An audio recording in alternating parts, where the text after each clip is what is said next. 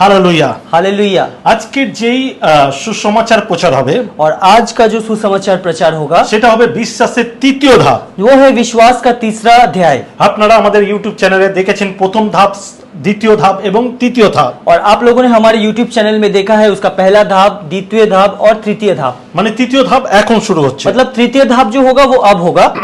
বিশ্বাস কি ব্যর্থ হতে পারে? क्या विश्वास विफल हो सकता है? আমাদের মনে অনেকবার বিশ্বাস নিয়ে অনেক প্রশ্ন ওঠে, আর সেই প্রশ্নের মধ্যে প্রথম প্রশ্ন আমাদের বিশ্বাস হয়তো ব্যর্থ হয়ে যাবে। और हमारी जिंदगी में या हमारे दिल में बहुत से सवाल आते हैं जब विश्वास का बात आता है, और पहला सवाल जो आता है वो है कि विश्वास क्या विफल हो सकता है? আমি আজকে আপনাদের কাছে যেই বিষয় নিয়ে প্রচার করব সেটাই হচ্ছে যে বিশ্বাস কি ব্যর্থ হতে পারে। और आज जो विषय में प्रचार किया जाएगा उस विषय का जो विषय है वो ही है कि विश्वास क्या विफल हो सकता है? আর তার উত্তর হচ্ছে একদমই না, কখনোই বিশ্বাস ব্যর্থ হতে পারে না। और इसका उत्तर है कि विश्वास कभी भी विफल नहीं हो सकता है, कभी भी नहीं। তাহলে কেন लोकेरा बोले আমরা বিশ্বাস করি কিন্তু চেষ্টা করি, আমাদের বিশ্বাসে আমরা দৌড়াচ্ছি, চেষ্টা করছি। और बहुत कोई ऐसा तब क्यों कहते हैं कि हम लोग चेष्टा कर रहे हैं या हम लोग कोशिश कर रहे हैं विश्वास के लिए? ये बहुत कोई क्यों बोलते हैं कि हम लोग कोशिश कर रहे हैं? আর যারা এরকম বলে তাদের বিশ্বাস আসলে কাজ করে না, তারা শেষে গিয়ে বলে আমার বিশ্বাস কাজ করেনি। और जो इस तरह की बातें करते हैं वो लोग अंत में जाकर बोलते हैं कि हमारा विश्वास काम नहीं किया है, हमारा जो विश्वास है वो काम नहीं किया है, वो अंत में जाके ऐसा बोलते हैं। আর এটা আসলে ভুল, और ये असल में गलत है। কারণ যেহেতু বিশ্বাস একটি আইন, और जो कि विश्वास एक नियम है, যেটা স্বর্গীয় আইন, ঈশ্বরের বাক্যের আইন, जो स्वर्गीय आईन है, नियम है, जो परमेश्वर का नियम है। আর তাই এটা সর্বদাই কাজ করবে, কোনোদিন এটা বিফল হবে না। और इसीलिए ये हर वक्त काम करेगा, ये कभी भी विफल नहीं हो सकता। আর তাই আমরা যদি বিশ্বাসকে সঠিক আইনে সঠিক পদ্ধতিতে পরিচর্যা করি সেটা কখনো বিফল হতে পারে না। और अगर हम लोग नियम को सही रूप से अगर हम लोग परिचर्या करें या सही रूप से अगर इस्तेमाल करें तो वो कभी भी विफल नहीं हो सकता। কোনো কোনো জায়গায় অনেক আইন কাজ করে না, और किसी किसी जगह में बहुत नियम काम नहीं करता है। যেমনি ধরুন আমরা যদি চিন্তা করি বিমান, যেটা আমরা প্লেন বলে জানি, और अगर हम लोग ऐसा सोचे कि एक विमान जिसको हम लोग प्लेन भी जानते हैं, प्लेन भी कहते हैं, আর প্লেন কি করে ওড়ে? और विमान कैसे उड़ता है? বায়ুর অর্গগতি বিদ্যার সূত্র দ্বারা ওড়ে। और वायु गति के द्वारा ये विमान उड़ता है, যা নিউটনের তৃতীয় সূত্র থেকে আসে। जो न्यूटन का जो तीसरा सूत्र है या न्यूटन का जो थर्ड लॉ है उसके ऊपर से आता है। বায়ুর অগ্রগতির আইন সব সময় কাজ করবে, और वायु गति का जो विद्या है वो हर वक्त काम करेगा, আর সেই আইনগুলো নিশ্চিতভাবে কাজ করে। और वो आइन जो है या नियम जो है वो निश्चित रूप से कार्य करता है। আর সেই নিয়ম অনুসারে আজকে যদি যানবাহনের মধ্যে সবথেকে সেফটি যদি কোনো যানবাহন থাকে সেটা কিন্তু প্লেন। और आज जो जानवाहन है या ट्रांसपोर्ट है उसमें से सबसे सुरक्षित या सेफ्टी जो है वो है विमान, प्लेन, এবং সবথেকে দ্রুত যায়, और वो सबसे जल्दी पहुंचाता है। তাহলে এই নিয়ম যদি সঠিক কাজ করে তাহলে বিমান দুর্ঘটনা কেন ঘটে? और ये नियम अगर सही रूप से काम करता है तो विमान का जो दुर्घटना है वो क्यों घटता है? আমরা অনেক সময় শুনি বিমান দুর্ঘটনা, और हम लोग बहुत वक्त सुनते हैं कि विमान दुर्घटना, প্লেন ক্র্যাশ হয়ে যাওয়া। प्लेन क्रैश हो जाता है। এটা কি আইনের ব্যর্থতা? ये क्या नियम का जो व्यर्थता है वो है? একদমই নয়, एकदम नहीं। আপনি যদি বায়ুর অগ্রগতির বিষয় চিন্তা করেন সেই নিয়ম কিন্তু পারফেক্ট। और अगर आप वायु गति के सूत्र को अगर आप सोचे तो वो अपने जगह में बिल्कुल सही है, আর সেই ক্ষেত্রে বায়ুর অগ্রগতি কখনো ফেল হয় না। और इसीलिए वायु गति का विद्या कभी भी विफल नहीं होता है। প্লেন ক্র্যাশের কারণ হচ্ছে হয়তো তাদের কোনো যান্ত্রিক ঘাটতি বা যান্ত্রিক ত্রুটি থাকে, মানে বিমানের কোনো পার্টস হয়তো খারাপ হয়ে গেছে তার কারণে। और ये इसीलिए होता है क्योंकि विमान एक्सीडेंट होता है वो इसीलिए होता है कि उसका कोई पार्ट या उसका कोई जो पुर्जा है वो खराब हो जाता है, इसीलिए होता है। বা কোনো পাইলট ভুলভাবে তাকে নেতৃত্ব দেয় তার জন্য। और या तो ऐसा भी हो सकता है कि कोई पायलट जो विमान चलाते हैं वो गलत तरीके से उसको नेतृत्व देते हैं, इसीलिए होता है। কিন্তু বায়ুর অগ্রগতির কারণে সেটা হয় না। मगर वायु गति का जो विद्या है उसके फलस्वरूप ये चीज नहीं होता है। আর সেই জন্য ঈশ্বরের যত আইন তৈরি সেটা কখনো বিফল হয় না। और इसीलिए परमेश्वर का जितना भी नियम है वो सब कभी भी विफल नहीं हो सकता আর है। সেইগুলোর মধ্যে কোনো ত্রুটি নেই, কোনো খুঁত নেই। और उन सब नियमों में कोई भी खूंत नहीं है, त्रुटि नहीं है। এবং যতদিন পৃথিবী থাকবে এই নিয়মগুলো পারফেক্টলি কাজ করবে। और जितना दिन ये पृथ्वी रहेगा ये नियम हमारे जिंदगी में परफेक्टली काम करेंगे। আর যখনই আমরা ভুলভাবে ভুল নিয়মে ঈশ্বরের আইনকে ব্যবহার করব তার ফলাফল ভুল হবে। और जब हम लोग गलत तरीके से परमेश्वर के नियम को इस्तेमाल करेंगे तो उसका जो फल है वो हमेशा गलत ही आएगा। আমেন। आमीन। এর জন্য এর ধরুন আমরা অনেক সময়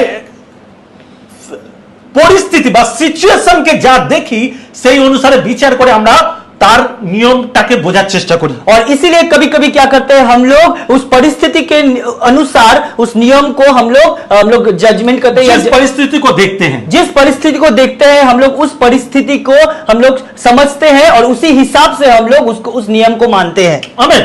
যেমনি কোন একজন বিশ্বাসী হয়তো অসুস্থ হলো এবং মারা গেল, और जैसे कि कोई विश्वासी वो बीमार पड़ गया और वो मर गया, আর আমরা কি করি ঈশ্বরের কাছে সঙ্গে সঙ্গে এইরকম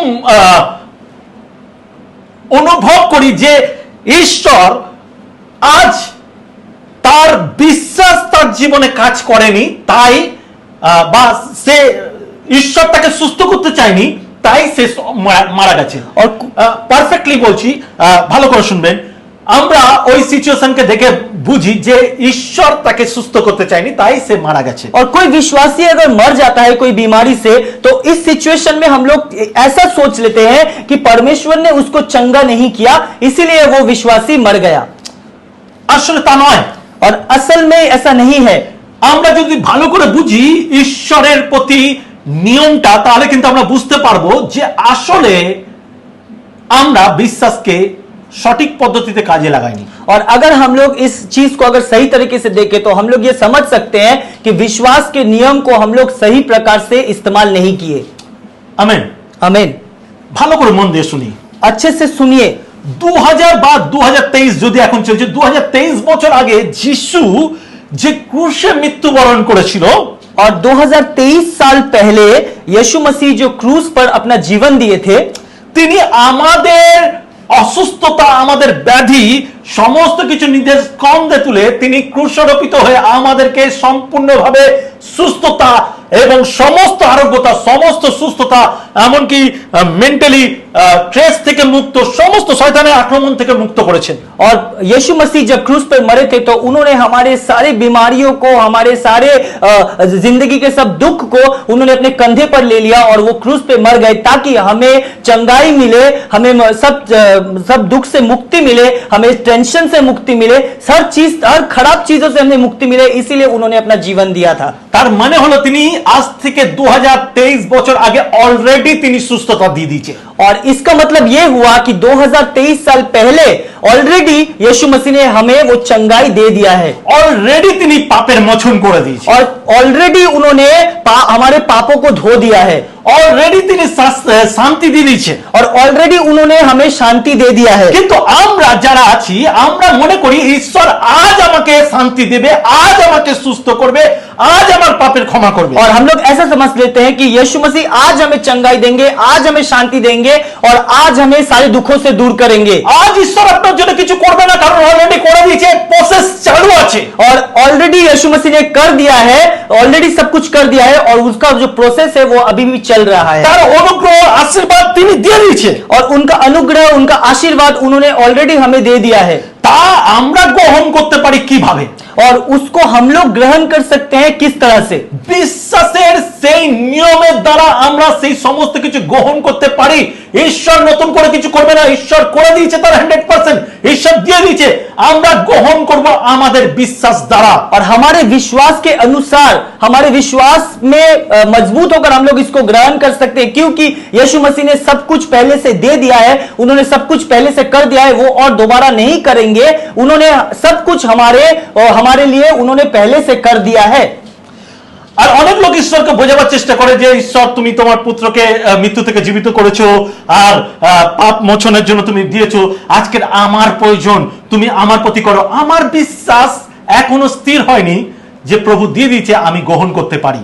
और ऐसा बहुत कोई बोलते हैं कि परमेश्वर तूने सब पापों को धोने के लिए, सबको चंगा करने के लिए तूने अपने एकमात्र पुत्र को दिया है, आज मेरे लिए मुझे चंगाई देने के लिए तू अपने पुत्र को और एक बार दे। ऐसा नहीं हो सकता है क्योंकि परमेश्वर ने पहले ही ये सब कुछ कर दिया है और दोबारा ये चीज नहीं हो सकता। শুধু বিশ্বাসের নিয়ম দ্বারাই এটা আমরা গ্রহণ করতে পারি। सिर्फ विश्वास के नियम के अनुसार ही इस चीज को हम लोग ग्रहण कर सकते हैं। প্রথমত আপনার বিশ্বাস দ্বারা প্রত্যেকটা আপনার জীবনের পাথরকে উখড়ে ফেলুন। और पहले सबसे पहले विश्वास के माध्यम से आपके जिंदगी के सारे पत्थर को आप उखाड़ कर फेंक दीजिए। আর যিশু নিজের বাক্য দ্বারা তা আমাদেরকে বুঝিয়ে গেছেন কিভাবে আমাদের ব্যক্তিগত জীবনের পাহাড়কে আমরা উখড়ে ফেলতে পারি। और यीशु मसीह ने ये चीज हमें समझा के गए हैं कि कैसे हम लोग अपने व्यक्तिगत जीवन से हमारे उस पत्थर को हम लोग उखाड़ कर फेंक सकते हैं। এই পাহাড় হতে পারে আপনার ক্যান্সার, ये पहाड़ हो सकता है आपका कैंसर হৃদরোগ और आपके दिल का रोग, মানসিক ব্যাধি और मानसिक जो बीमारी है वो हो सकता है, এবং অনেক রকমের ব্যাধি और बहुत तरह का व्याधि या रोग हो सकता है। এমন ব্যাধি যার চিকিৎসা বিজ্ঞান বা কোন রকম সায়েন্টিফিক এখনো ওষুধ বেরোয়নি। और ऐसा कोई बीमारी जिसका कोई तरह से मेडिसिन या दवाई या साइंस के पास कोई इलाज नहीं है, ऐसा कोई बीमारी। এমন পাহাড় যার এখনো কোনো ওষুধ নেই আর কোনোভাবেই সুস্থ হতে পারে না, যা সায়েন্স বলছে। और ऐसा एक पहाड़ जो अभी भी चंगाई नहीं पा सकता, जिसका कोई ट्रीटमेंट या इलाज नहीं है, ऐसा जो साइंस कह रहा है, এটা আমাদের জীবনের পাহাড়।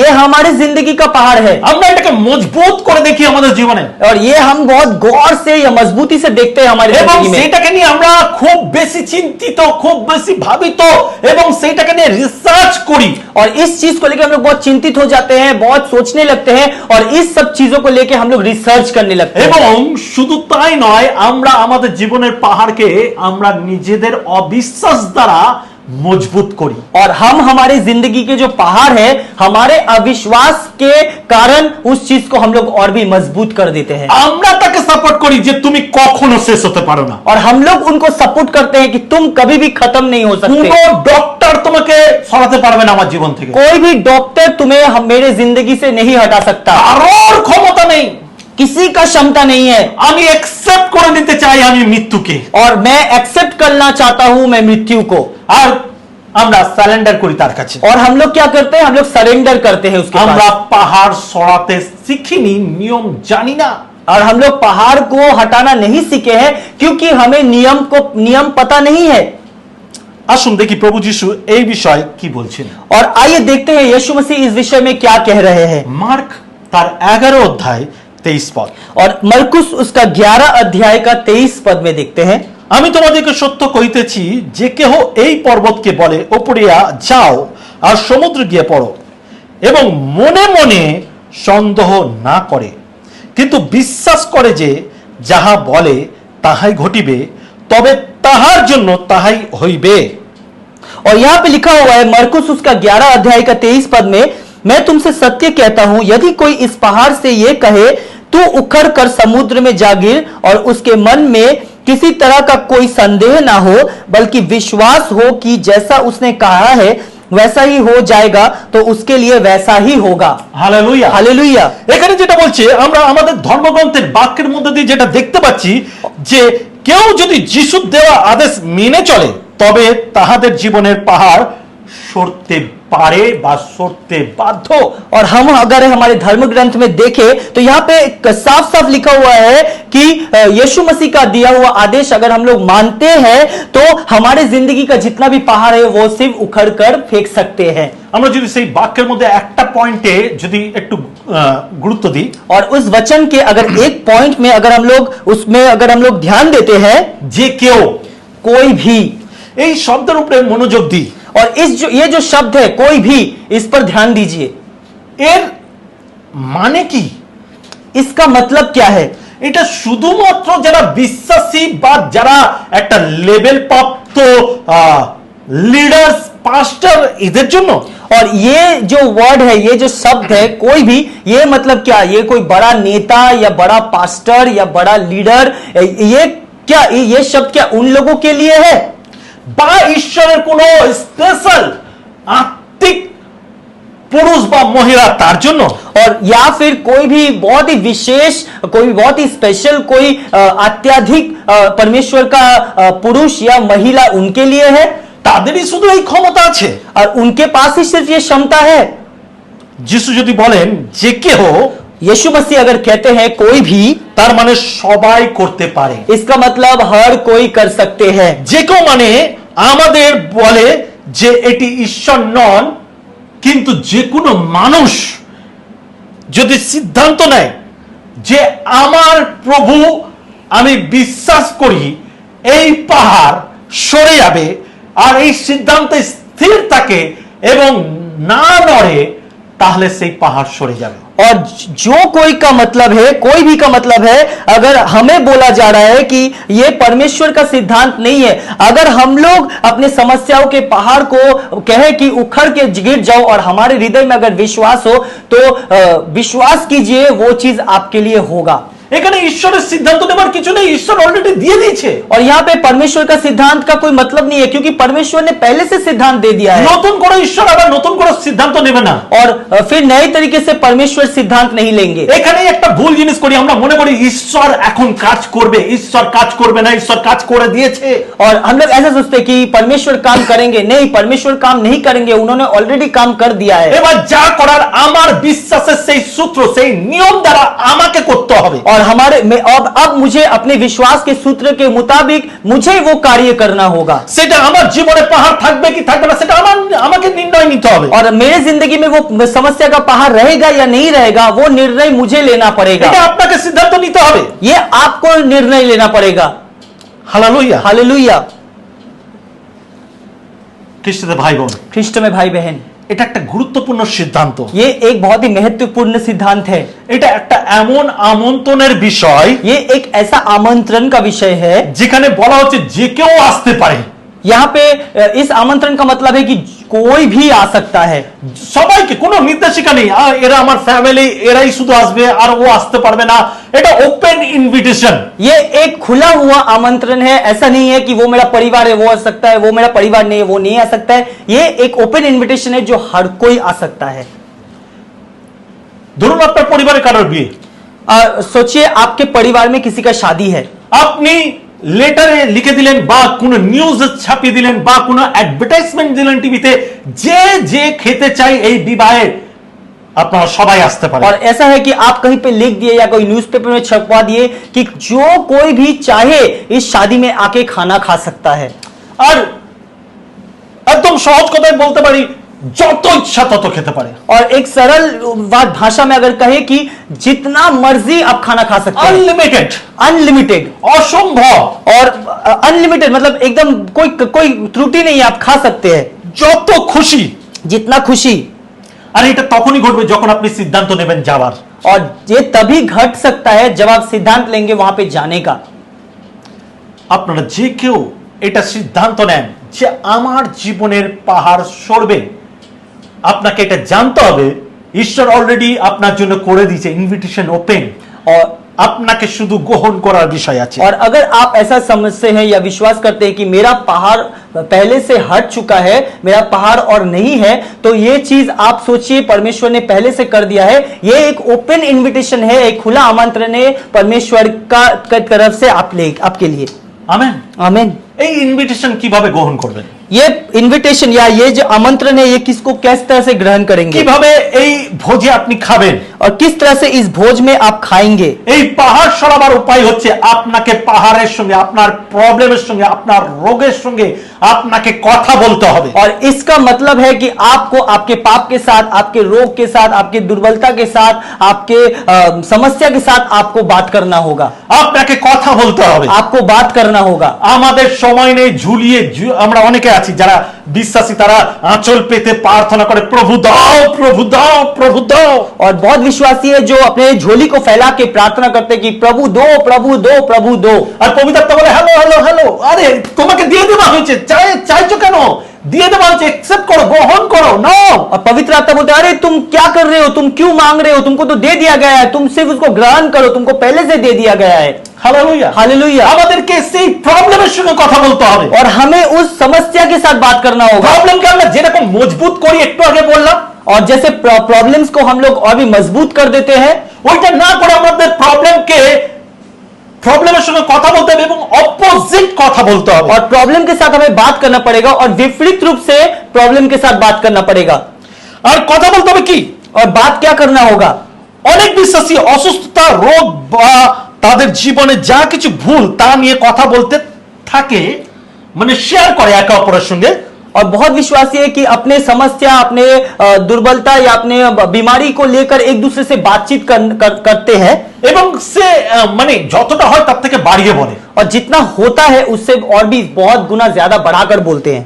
যেই রোগের সিমটম গুলো অল্প, সেইগুলোকে বাড়িয়ে বাড়িয়ে লোককে বলে। और उसके रोग का जो सिम्टम है या जो रोग का जो प्रदर्शन है उनको और भी बढ़ा चढ़ाकर बोलते हैं। যিশু কিন্তু আপনাকে সেটাকে সাপোর্ট করতে বলেনি, আপনাকে বলেছে আপনার পাহাড়কে আপনার সঙ্গে কথা বলতে হবে, বা আপনাকে কথা বলতে হবে সেই পাহাড়কে, আর উখড়িয়ে একদম সমুদ্রে ফেলতে হবে। और यीशु मसीह ने कहा कि उस प्रॉब्लम को सपोर्ट नहीं करने के लिए, मगर उस समस्या, उस रोग के साथ बात करने के लिए, और उस रोग को, उस पत्थर को, उस पहाड़ को उखाड़ कर एकदम समुद्र में फेंकने के लिए। যিশু আরো বললেন, और यीशु मसीह और कहे, যে কেউ এই পাহাড়কে বলে, और जो कोई भी इस पहाड़ को बोलता है, তার মানে হচ্ছে আপনি আপনার জীবনের সেই পাহাড়ের সঙ্গে কথা বলুন। और इसका मतलब है आप अपनी जिंदगी के उस पहाड़ के साथ बात करिए, উখড়িয়ে ফেলার চিন্তা করুন, और उखाड़ कर फेंकने का सोचिए। সেই সম্পর্কে আপনাকে খুব নির্দিষ্ট হতে হবে যে আমাকে উখড়িয়ে ফেলতে হবে। और उस संपर्क में आपको निर्दिष्ट होना पड़ेगा कि मुझे उखाड़ कर फेंकना होगा। এটা কি ক্যান্সার নাকি ঋণ নাকি নিরাশা? और ये कैंसर है या उधारी है या फिर निराशा है, क्या है? নাকি হতাশা? ना कि हताशा निराशा है।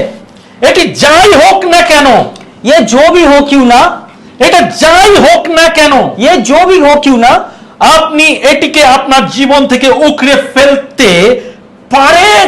और जो कुछ भी हो क्यों ना, आप इसको अपने जिंदगी से उखाड़ कर फेंक सकते हैं। যে কোনো ব্যক্তি মানে जो कोई भी मतलब যে কেউ করতে পারে। कोई भी कर सकता है। হালেলুয়া। हालेलुया। ক্যান্সার, আরে ক্যান্সার, আমি তোর সাথে কথা বলতে চাই। और बोलिए इस तरह से, अरे कैंसर, मैं तेरे साथ बात करना चाहता हूं। তুই আমাকে মারতে পারিস না, तू मुझे खत्म नहीं कर सकता है। আমি তোকে যিশুর নামে আদেশ করছি। और मैं तुझे यीशु मसीह के नाम से आदेश करता हूं, নিজেকে আমার শরীর থেকে সরিয়ে নে। और खुद को मेरे शरीर से निकाल कर फेंक। ক্যান্সার তোকে আমার শরীর থেকে বার হতে হবে। कैंसर, तुझे मेरे शरीर से निकलना होगा। আমি তোকে অভিশাপ দিচ্ছি, मैं तुझे अभिशाप देता हूं, আমার জীবনের গোড়া থেকে কেটে সরে যা। मेरे जिंदगी के जो एकदम अंदर तक है उसमें से तू काट कर फेंक दे या बाहर निकल जा। আমেন। आमीन। তাকে কোনো রিলেটিভের মতন আহ্বান করার নেই, उसको कोई रिलेटिव के जैसे या संपर्कित के जैसा उसको प्यार नहीं करना है, তাকে রেসপেক্ট করার দরকার নেই। उसको रिस्पेक्ट करने का जरूरत नहीं है। শুধু যিশু যে ক্ষমতা দিয়েছে তার অধীন, তার নিয়মের সূত্র মেনে তাকে বকতে হবে, তাকে দাঁড়াতে হবে, সেই বিশ্বাসের সূত্র নিয়ে তাকে দাবি করতে হবে তোমার বা তোর কোনো অধিকার আমার জীবনে নেই। और यीशु मसीह के नियम के अनुसार उसको बोलना होगा, उसको डांटना होगा, उसको बोलना होगा कि तू निकल जा मेरे जिंदगी से, तेरा मेरे जिंदगी में कोई भी जगह नहीं है, तू निकल जा। আর সেটা ম্যাম করে বললে হবে না, और वो म्याऊं म्याऊं करके कहने से नहीं আস্তে होगा, আস্তে বললে হবে না। आस्ते आस्ते से बोलने से नहीं होगा। এইটার জন্য আপনাকে সাহসিকতা দরকার। और इसके लिए आपका अंदर साहस होना चाहिए। এই সাহস, এই জোর কোথায় থেকে আসে? বিশ্বাস থেকে আসে, বিশ্বাসের সূত্র থেকে আসে। और ये साहस कहां से आता है? ये विश्वास के सूत्र से ये साहस आता है। আপনাকে লাউডলি, জোরে চিৎকার করে বলতে হবে। आपको चीख कर, लाउडली, जोर से चीख कर आपको कहना होगा। শুধু ক্যান্সার কেন, যে কোনো রোগ যেন থাকে, যদি থাকে তারা প্রত্যেকে যেন শুনতে পায়। और सिर्फ कैंसर नहीं, कोई भी और भी रोग अगर रहे ताकि वो भी सुन पाए। আপনি শুধু ক্যান্সার নয়, আপনার জীবনে যে কোনো রোগকে এইভাবে দাবি করতে পারেন। सिर्फ कैंसर नहीं, आप अपनी जिंदगी के किसी भी बीमारी को इस तरह से आप दावी कर सकते हैं। যেখানে ঈশ্বরের উপস্থিতি অনুভব করতে পারছেন না, जहां पे परमेश्वर के उपस्थिति को आप स्मरण नहीं कर पा रहे हैं, আপনি সেই তালিকাগুলো তৈরি করুন। आप उस तालिका या लिस्ट को बनाइए আর সাথে সেইগুলোর উপরে দাবি করতে শুরু করুন। और उसके बाद उस सब के ऊपर आप दावी करना शुरू किए। ঈশ্বরের সঙ্গে আমার সম্পর্ক কেউ ভাঙতে পারে না। परमेश्वर के साथ मेरे संपर्क को कोई नहीं तोड़ তিনি सकता। আমার পিতা, वो मेरे पिता है, তিনি আমার জন্য রক্ত দিয়েছে, वो मेरे लिए अपने लहू को दिए তিনি हैं, আমাকে প্রেম করেছে, वो मुझे प्यार किए हैं, তার সঙ্গে আমার সম্পর্ক গভীর। उनके साथ मेरा संपर्क गंभीर है। এইভাবে কথা বলতে শুরু করুন। इस तरह से बात करना शुरू करिए। আপনার যে কোনো সিচুয়েশনে আপনাকে বলতে হবে। आपकी किसी भी परिस्थिति में आपको बोलना होगा। হালেলুয়া। हालेलुया। তাদের আপনার শরীর থেকে সরাতে হবে দাবি করে। और उनको आपके शरीर से निकालना होगा दावी करके। আর এটা শুধু একবার না, দিনে কয়েকবার রিপিট করুন। और सिर्फ एक बार नहीं, इसको दिन में कई बार रिपीट करिए, রিপিট করতে থাকুন रिपीट करते रहिए যতক্ষণ না সে উখড়ে পড়ছে। जब तक वो उखड़ कर ना गिर जाए। আপনি কষ্টের কথা বলার পরে, आप कष्ट के बात को बोलने के बाद মনে রাখবেন, আপনি যখন নিয়ম করে কষ্টের কথাগুলো বলছেন আর দাবি করছেন যে বেরিয়ে যাও, দূর হও, সরে যাও, और नियम के अनुसार जब आप कष्ट, वो सब तकलीफों के बारे में बोल रहे हैं या दावी कर रहे हैं कि निकल जाओ, दूर हो जाओ मेरे अंदर से, সঙ্গে সঙ্গে শেষে আপনি ঈশ্বরকে ধন্যবাদ দিতে ভুলবেন না। और अंत में आप परमेश्वर को धन्यवाद देना ना भूले। তাকে ধন্যবাদ করুন। उनको धन्यवाद दीजिए। আপনাকে ধন্যবাদ প্রভু, तुझे धन्यवाद प्रभु, আমাকে তোমার রক্ত থেকে মুক্ত করেছে ক্যান্সারের সংক্রমণ থেকে। और मेरे खून से कैंसर के संक्रमण को निकाल देने के लिए तुझे धन्यवाद। তোমাকে ধন্যবাদ, তোমার রক্ত দ্বারা আমি সূচীকৃত হয়েছি। और तेरा धन्यवाद हो कि तेरे लहू के द्वारा मैं सूची हुआ हूँ। তোমাকে ধন্যবাদ যে তুমি আমার শরীরকে পবিত্র করেছো, সুস্থ করেছো। और तेरा धन्यवाद, तू मेरे शरीर को पवित्र बनाया और चंगाई दिया। हालेलुया। हालेलुया। এই ধন্যবাদ আপনার প্রেয়ারকে, আপনার বিশ্বাসকে আরো মজবুত করে। और ये धन्यवाद आपके प्रार्थना को, आपके विश्वास को और मजबूत कर देंगे। জেনে রাখবেন, মনে রাখবেন, याद रखिए ये बात को। আপনার সাথে যে কোনো ভুল আপনার সমস্যার পাহাড় হতে পারে। और आपका कोई भी गलती आपके समस्या का पहाड़ बन सकता है। আপনাকে অবশ্যই এটির সাথে কথা বলতে শিখতে হবে। और ये जरूरी है कि आपको इसके साथ बात करना सीखना होगा। যদি আপনার জীবনে এইরকম ভুলের জায়গা থাকে, তাহলে জেনে রাখবেন সহজেই আপনার দুর্বলতা চলে আসে। और याद रखिए कि ऐसा गलती अगर आपकी जिंदगी में रहा तो आपके अंदर दुर्बलता आ ही जाएगा। যদি আপনি যিশুর সেই আশীর্বাদের জীবন যাপন করতে পারছেন না, সেই আশীর্বাদের আনন্দ উপলব্ধি করতে পারছেন না, তাহলে জেনে রাখুন এই বাক্যটা আপনার জন্য পড়া দরকার। और ये वचन को पढ़ना जरूरी है। अगर आप परमेश्वर के उपस्थिति को नहीं पा रहे, या उसके अनुग्रह के नीचे आप नहीं रह पा रहे, या उसके शांति को आप नहीं पा रहे, आपको इस वचन पढ़ने का जरूरत है। যোহন 10:10 পদ, यूहन्ना उसका 10 अध्याय का 10 पद में, চোর আসে কেবল চুরি বোধ বিনাশ করিতে পারে, আমি আসিয়াছি যেন তোমরা জীবন পাও ও উপচিয়া পাও। चोर केवल चोरी, हत्या और विनाश के लिए ही आता है, किंतु मैं इसलिए आया हूं कि लोग भरपूर जीवन पा सके। আপনাকে এই শিক্ষাটাকে আপনার জীবনে ব্যবহার করতে হবে। और इस शिक्षा को आपके अपनी जिंदगी में इस्तेमाल करना होगा। কে চোর, কে দস্যু আপনাকে বুঝতে হবে। कौन चोर है, कौन दोषी है, ये आपको समझना होगा। কে আপনাকে অনন্ত জীবন দিতে চায় সেটাকেও দেখতে হবে। कौन आपको अनंत जीवन दे सकता है, वो भी आपको देखना होगा। হয়তো আপনি নিশ্চিত নয় আপনার পাহাড়গুলো সরে যাবে, और हो सकता है आपके विश्वास के द्वारा आपका पहाड़ हट सकता है, কিন্তু যিশু আপনার সম্পর্ককে এটি বিশ্বস্ততা করে তোলে।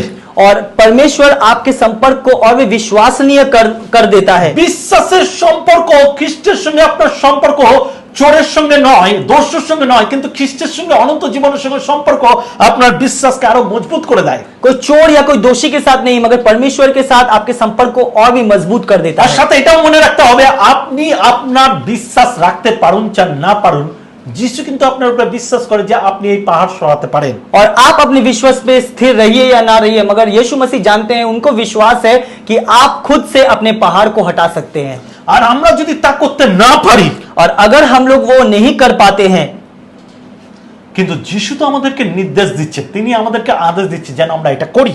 और परमेश्वर यीशु मसीह हमें निर्देश दे रहे हैं, आदेश दे रहे हैं, क्यों? ताकि हम ये कर पाए। তার মানে আমাদের করতেই হবে, इसका मतलब हमें करना ही होगा। কিন্তু তিনি আমাদের নির্দেশ দেন কারণ তিনি জানেন যে আমরা তার দেহ, আর তার দেহ শক্তিহীন নয়।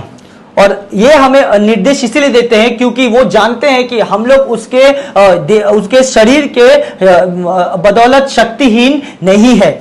তিনি আমাদের জীবন থেকে সমস্ত রোগ, শয়তানের কর্তৃত্ব, সমস্ত অশান্তি, সমস্ত মন্দতা তিনি উকড়ে ফেলার অধিকার আমাদেরকে দিয়ে দিয়েছে। और उन्होंने हमें अधिकार दिया है कि हम हमारे जिंदगी से हर तरह का दुर्बलता, बीमारी या समस्या, सबको हम लोग निकाल कर बाहर फेंक सकते हैं। Hallelujah, hallelujah. আমরা ক্ষমতা প্রাপ্ত, हम लोग को क्षमता मिला है, আমাদের সেই অধিকার আছে। हम लोगों का वो अधिकार है। যিশু ক্রুশের রোপিতর মাধ্যমে আমরা সেই অধিকার প্রাপ্ত হয়ে গেছি। यीशु मसीह के क्रूस पे मरने के कारण वो अधिकार हमें मिल चुका है। आमीन, आमीन, आमीन, आमीन। এটাকে গ্রহণ করে রাখতে হবে, শয়তান যেন আপনাকে না ভুলায়। और ये आपको ग्रहण करना पड़ेगा ताकि शैतान आपको ये भुला ना सके, যে আপনার ক্ষমতা নেই, तो ताकि आपका क्षमता नहीं है। শয়তান আপনাকে বোঝাবার চেষ্টা করবে আপনার ক্ষমতা নেই, কিন্তু ঈশ্বর আমাদের ক্ষমতা দিয়ে দিয়েছে। शैतान आपको समझाएंगे कि आपके अंदर क्षमता नहीं है, मगर परमेश्वर ने हमें वो क्षमता दे रखे हैं।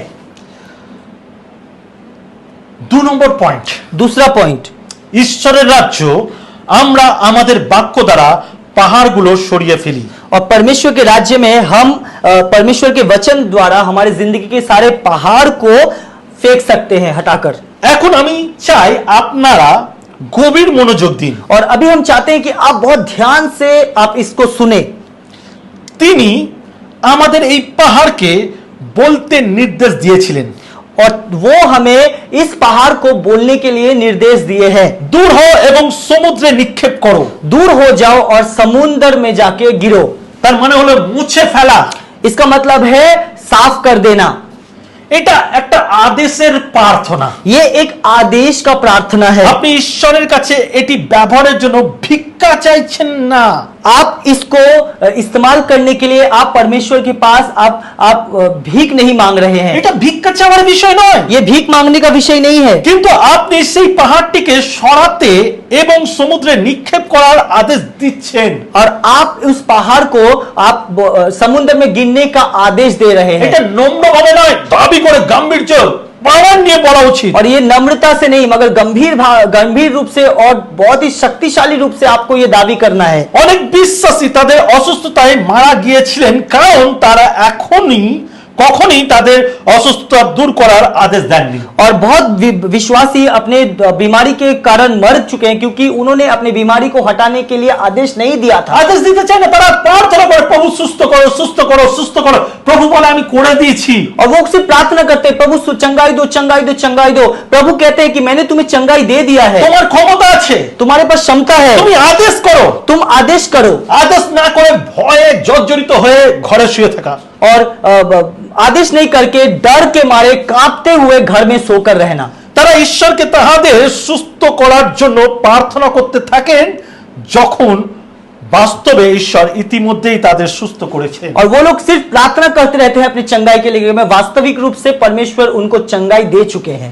পাহাড় সরাতে বলার পর তারপরের নির্দেশ হলো আমাদের অন্তরে সন্দেহ না করে বিশ্বাস করুন যা বলেছেন তা হবেই। और पहाड़ को हटाने का मतलब है कि जो निर्देश हम दे दिए हैं वो निर्देश पूरा होगा, इसमें कोई संदेह ना रखकर विश्वास करना, तब हमारी जिंदगी में जो कुछ भी हम लोग निर्देश दिए हैं वो चीज हमारी जिंदगी में होगा। আমরা অনেকেই আছি যারা বিশ্বাস করি প্রভু আমাকে সুস্থতা দিয়ে দিয়েছে, কিন্তু মেডিসিন কন্টিনিউ চালিয়ে যেতে হবে। और हम लोग बहुत कोई है कि विश्वास करते हैं कि प्रभु हमें चंगाई देंगे, मगर दवाई कंटिन्यू होता है।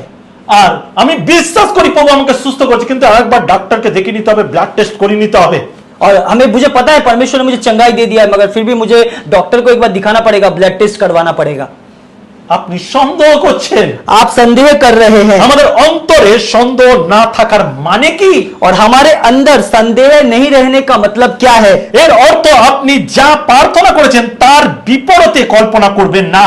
और इसका मतलब है कि आप जो चीज के लिए प्रार्थना किए हैं उसका विपरीत आप कल्पना मत करिए। যখনই আপনি প্রার্থনা করছেন প্রভু আমাকে সুস্থতা দিন আর তুমি আমাকে সুস্থতা দাও, আর আমি দাবি করি, আমি ঘোষণা করি এই রোগ আমার থেকে বিচ্ছেদ হচ্ছে, তারপরে আপনি যেন চিন্তা না করেন আচ্ছা এই রোগটার এই সিমটম, আমি একটু ইউটিউবে সার্চ করি এর সিমটমগুলো কি, এর প্রবলেমগুলো কি, এটার মানে কি হয়। শয়তান আপনার সঙ্গে ইউটিউবের মাধ্যমে কথা বলে। और इसके बाद आप जब प्रार्थना करते हैं, आप दावी करते हैं, आदेश देते हैं कि ये रोग बीमारी परमेश्वर के नाम से मेरे जिंदगी से दूर हो, इसका विपरीत आप मत करिए। मतलब फिर आप मत सोचिए ये जो मेरे अंदर जो रोग है, जो सिम्टम है, उसको मैं यूट्यूब में सर्च करता हूं, उसको मैं यूट्यूब में देखता हूं। और यूट्यूब में देखना मतलब शैतान यूट्यूब के माध्यम से आपको विभ्रम करता है, आपको दूसरे दिमाग में लेके जाता है। আপনি জানেন না অনেক বিশ্বাসের দুর্বলতার কারণ হচ্ছে ইউটিউব। और बहुत विश्वासी के दुर्बलता का कारण है यूट्यूब। রোগকে জোর করে নিজের জীবনে আরো মজবুত করে ধরার কারণ হচ্ছে ইউটিউব। और बीमारी को अपने जिंदगी में और मजबूती से पकड़ कर रखने का मतलब है यूट्यूब।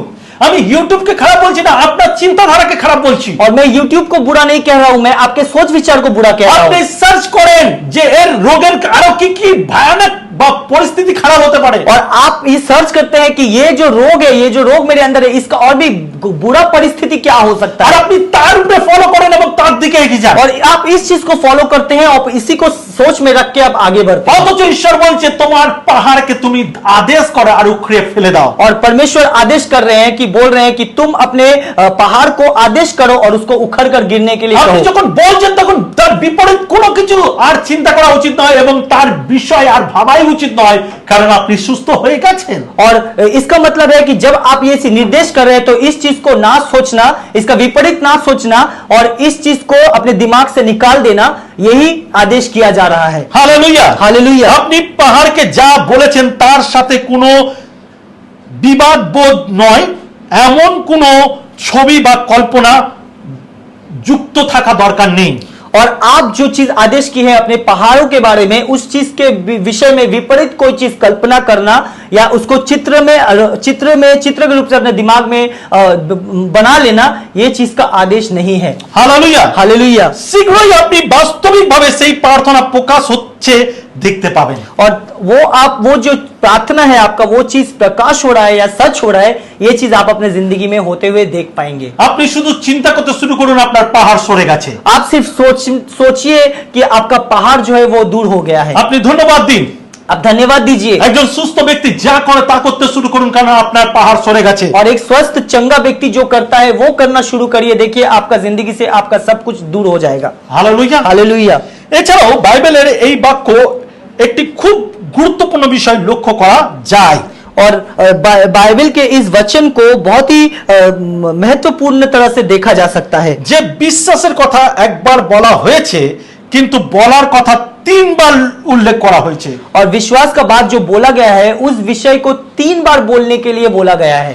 আপনি দেখতে পাবেন যে 3বার উল্লেখ করা হয়েছে যে তুমি বলো। और 3 बार इसको बोला गया है कि तुम बोलो। আমরা সঠিকভাবে বলতে পারি যে আপনার কথাটি আপনার বিশ্বাসের 3 গুণ হওয়া উচিত। और ये हम लोग कह सकते हैं जो आप बात जो बोल रहे हैं वो आपके विश्वास का 3 गुण ज्यादा होना चाहिए। আপনি সুস্থ 3বার বলুন। आप स्वस्थ है, चंगाई है, 3 बार बोलिए। এবং গর্বের সঙ্গে বলুন। और गर्व होकर बोलिए। আপনি যে পাহাড়কে সরিয়ে দিয়েছেন সেটা চিৎকার করে বলুন। आप जो पहाड़ को हटा दिए हैं वो चीख कर कहिए। হালেলুয়া। हालेलुया। আপনার বিশ্বাস 3 গুণ হওয়া উচিত। आपका विश्वास 3 गुण होना चाहिए। প্লিজ নীরব বিশ্বাসী হবেন না। और प्लीज आप एक शांत विश्वासी मत बनिए। নীরব বিশ্বাসী হবেন না। एक शांत विश्वासी मत बनिए। মনে মনে প্রার্থনা করবেন না। और दिल में अंतर से प्रार्थना मत करिए। মুখ খুলুন। मुंह को खोलिए। উজ্জ্বল এবং চিৎকার এবং সাহসিকতার বিশ্বাসী হন। साहस के रूप से एक विश्वासी बनिए। হালেলুয়া। हालेलुया। দ্বিতীয় করিন্থীয় তার 4 অধ্যায় 13 পদ। दूसरा करिन्थियों उसका 4 अध्याय का 13 पद में बोल रहा है, परंतु বিশ্বাসের সেই আত্মা আমাদের আছে যেইরূপ লেখা আছে, আমি বিশ্বাস করিলাম তাই কথা কহিলাম, তেমনি আমরাও বিশ্বাস করিতেছি তাই কথা কইতেছি। और यहाँ पे लिखा हुआ है, मैंने विश्वास किया था इसलिए मैं बोला, हमें भी विश्वास की वही आत्मा है और हम भी विश्वास करते हैं इसलिए हम भी बोलते हैं। কে বলে যে বিশ্বাস করে তারই বলার বা কথা বলার অধিকার আছে? और कौन बोलता है? जो विश्वास करता है उसी को बोलने का अधिकार होता है। দেখুন, আপনাকে সহজ ভাষায় বলতে গেলে বায়ুর অগ্রগতি আইন কাজ করার জন্য একটি বিমানের একটি নির্দিষ্ট পরিমাণ গতির প্রয়োজন। और वायु गति के विद्या के अनुसार विमान के चलने के लिए वायु का एक गतिशील होना जरूरी होता है। ঠিক একইভাবে বিশ্বাসীর আইন কার্য করার জন্য আমরা আমাদের হৃদয় বা আমাদের যা বিশ্বাস সেই আইন কার্য করার জন্য আমরা আমাদের হৃদয়ে যেন সেটাকে স্বীকার করি বা বলি। और हमारे विश्वास को कार्य करने के लिए हमारे हृदय में जो विश्वास है उस विश्वास को हम लोग बोले और कार्य करें। এটা নির্দিষ্টভাবে ব্যবহার করার প্রয়োজন আছে। और ये निर्दिष्ट रूप से व्यवहार करने का जरूरत है। আর তার মানে কি?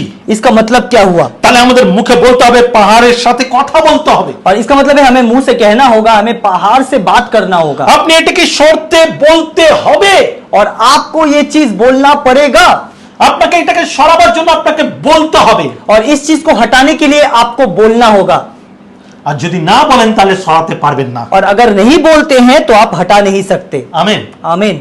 একদম ক্লিয়ার নিয়মের সূত্র হচ্ছে, বিশ্বাসের নিয়মের সূত্র হচ্ছে আপনাকে বলতে হবে। और एक क्लियर विश्वास के नियम का सूत्र है कि आपको बोलना होगा আর তাতে বিশ্বাস করতে হবে এবং সেই মতন চলতে হবে। और उस पे विश्वास करना होगा और उसी के अनुसार चलना होगा। সুতরাং খ্রিস্টতে ভাই বোন, सुतरां ख्रिस्ट में भाई बहन, আপনারা কথা বলার অভ্যাস করুন।